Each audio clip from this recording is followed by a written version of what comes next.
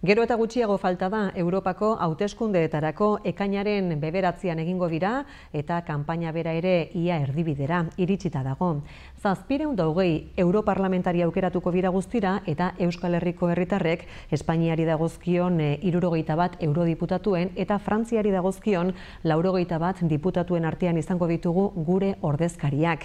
Baina zenbateraino dira garrantzitsuak Europako hauteskundeak? Bruselan hartzen diren erabakiek zenbateraino eragiten dute gure egunerokoan. Zeintzu izango dira ekainaren 10etik aurrera hartu beharreko erabaki nagusienak.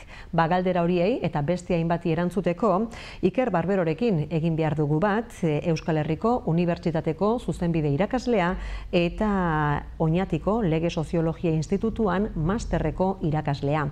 Iker Barbero, kaixo ongi etorri. Kaixo, eguerdian.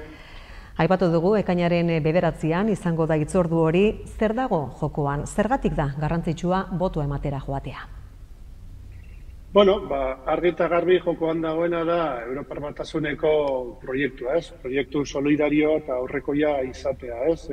Ikusten ari gara nola eskuin muturreko ideologia aurreraka doa, edo behintzat horrela esaten dute inkestek, eta helburua izango litzateke horma bat sortzea, ez? Eredu neoliberal, inposatu nahi den eredu neoliberal horri aurre egiteko, ez?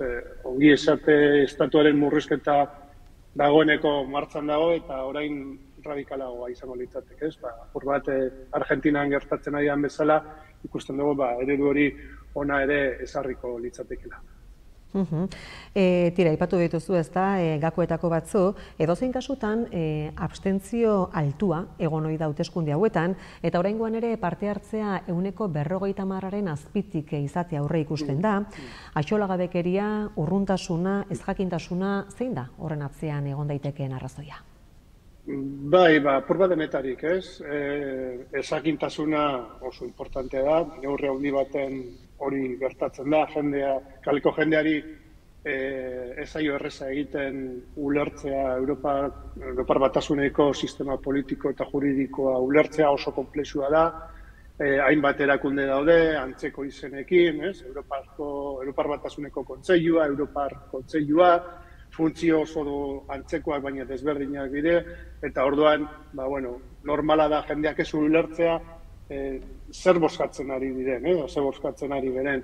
Gero, uste dut ere bai, europarlamentarien lana ere oso ez ezaguna da, ez?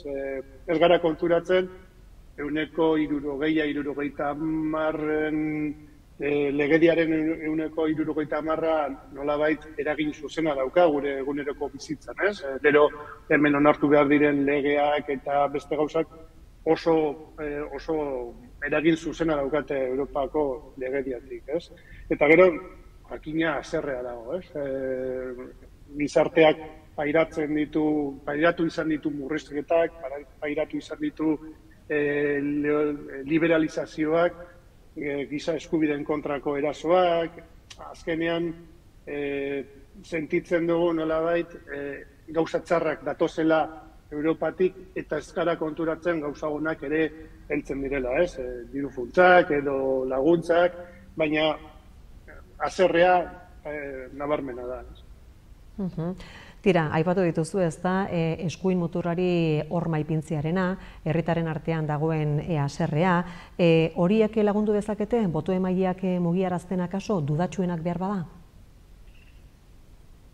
Hor, parte hartzean goraka da efektu bikoitzetik dator, ez? Edo bat, esan duzuna, eskuin muturrak jakin izan du nolabait sare sozialen bitartez kanpaina oso ona egiten edo gutxienez jendea mobilizatzen, inkestegen arabera jende gaztea, azkenean sare sozialetako konsumitzaile importanteak dira eta eskuin muturrak lortu izan du nolabait eremu hori jabetzea, ez? Eta gero, bai, egongo da beste horren kontrako boto bat mobilizatuko dena, eta baita ere, Europar Batasunak, Europako erakundeek ere konturatu dira egoera hori dagoela, eta, sare sozialetan zabaldu dute bideo bat, nolabait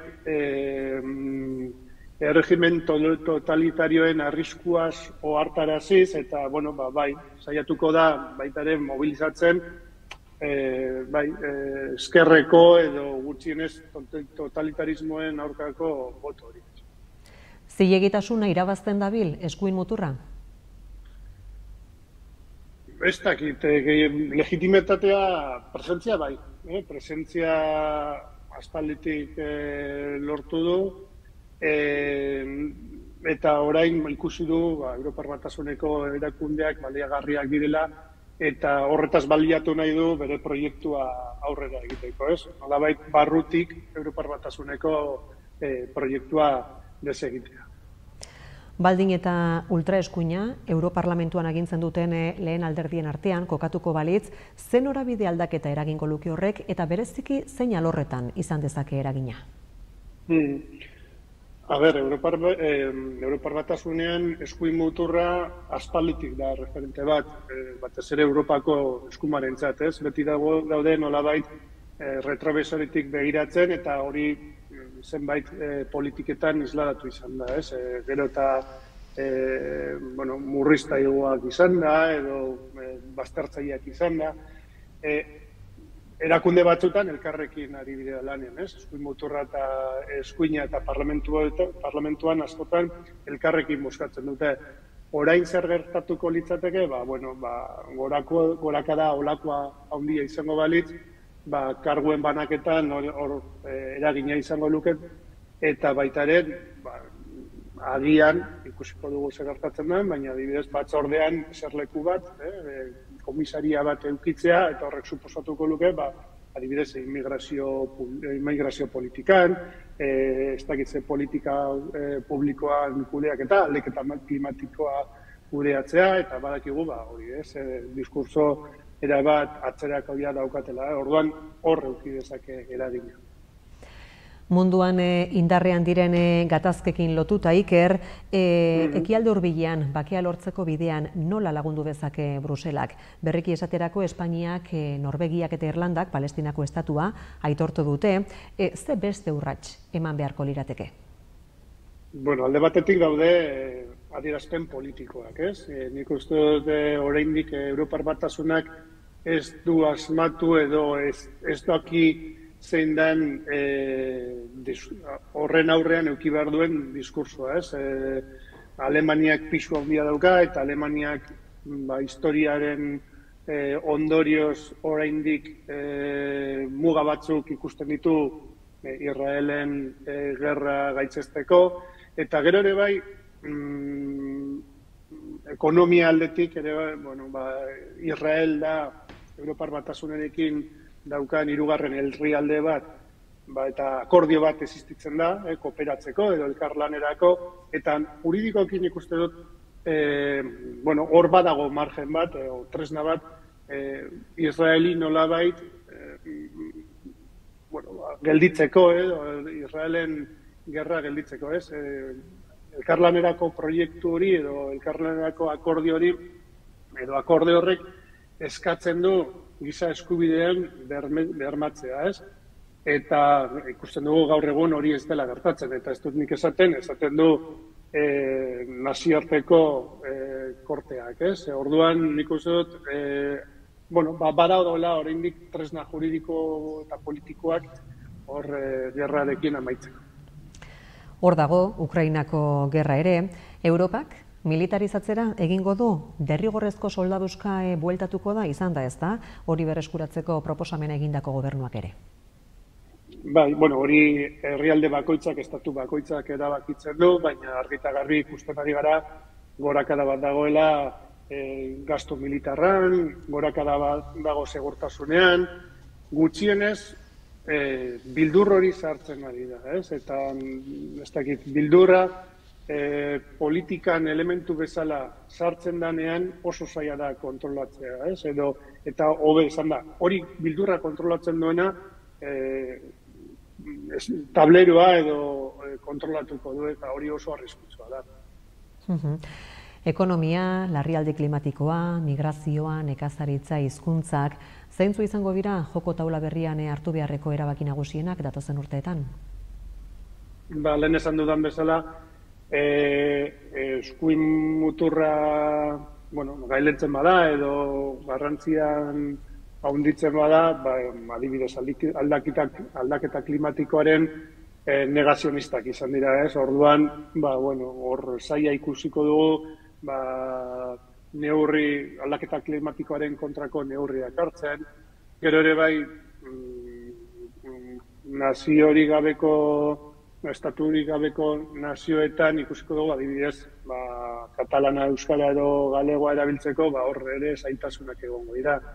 Eta, adibidez, immigrazio itunean ikusi dugu, noin dela gutxi onartu da immigrazio eta asilorako ituna, pertsona migratzaien eskubideak nabarmen murriztu dira, ez? Horri buruz hitz egin genuen pasaden astean, Oñatiko Lege Soziologia Institutuan, adituen artean, zenolako eskubideen urraketak ekarriko ditu honek, ez? Eta ja, martxan dago, falta da hori implementatzea, baina praktikan hori ja gertatzen ari da.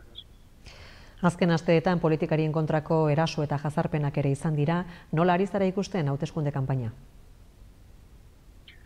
Orogar, politika oso bortitza bihurtzen ari da, ez? Inpaktu handikoa, sare sozialen eraginez inpaktua edukitzea oso garrantzitsua, eta inpaktua bilatzen ari da oso modu bortitzean, ez? Elkarrizketarako esparru gutxi eskaintzen zaio, argumentu fidagarriak ez dira erabiltzen, beti ari gara gezurrak edo ustezko datuak erabiltzen. Nik uste dut hor aldaketa bat egon behar dela, edo gutxienez kontrol bat, ezin da gaur egungo politika bihurtzea gezur orokor bat, ez? Tira, Iker Barbero, Euskal Herriko Unibertsitateko zuzenbide irakaslea eta Oñatiko Lege Soziologia Institutuko masterreko irakaslea. Eskertzen dizugu elkarrizketa eskaintzeko tarte hau izana. Hurrengo batera arte. Eskerrik asko zuei eta nahi duzuen arte.